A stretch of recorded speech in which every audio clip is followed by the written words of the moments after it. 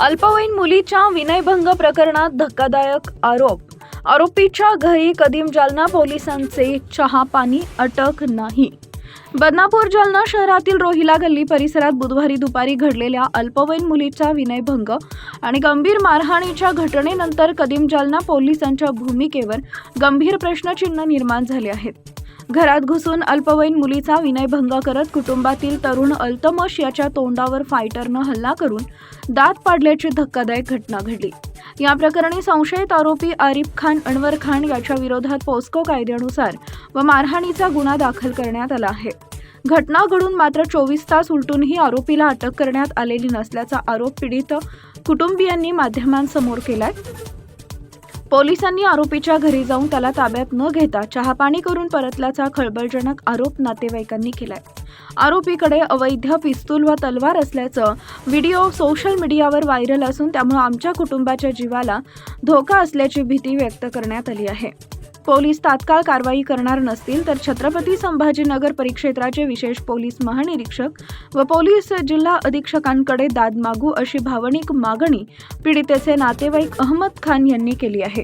या प्रकरणाचा तपास सहाय्यक पोलीस निरीक्षक अमित मस्के करत आहेत. टाइम्स ऑफ महाराष्ट्र न्यूजसाठी बदनापूर जालना प्रतिनिधी सय्यद नजाकत. एवढं अति झाल्यावर माझा प्रशासन शासन कुणी ऐकायला तयार नव्हतं. काल मी गेलो DYSP साहेबाकडे, PI साहेबाकडे जाऊन मी सगळे प्रयत्न केले तरी माझा गुन्हा दाखल होत नव्हता. मी काल सकाळी 1 वाजल्यापासून रात्री 12:30 पर्यंत मी ठाण्यात उभा होतो माझे अख्ख्या कुटुंबासोबत. माझी अल्पवयीन मुली आम्ही सगळं ठाण्यात उभा असताना तरी ठाण्यातले PI आणि DYSP साहेब यांनी काहीच माझी काळजी घेतली नाही.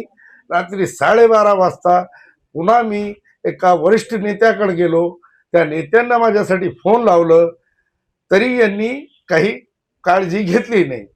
आणि तो जे आरोपी आहे यांचं ऑलरेडी रेकॉर्ड 3 वर्षापासून आम्ही अति सहन करतो.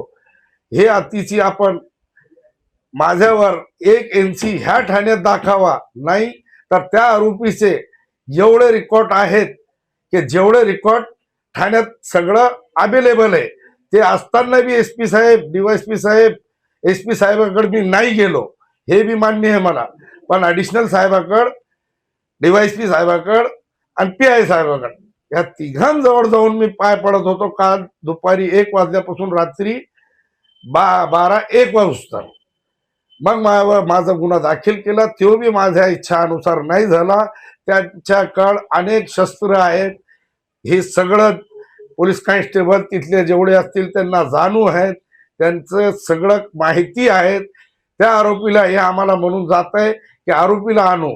आज ते पोलीस कॉन्स्टेबल त्यांच्या घरात जाऊन चहा पिऊन परत येत आहे. ती यांची काय साठगाठ आहे ही उघड व्हावा अशी माझी आपल्याला सगळ्यांना विनंती.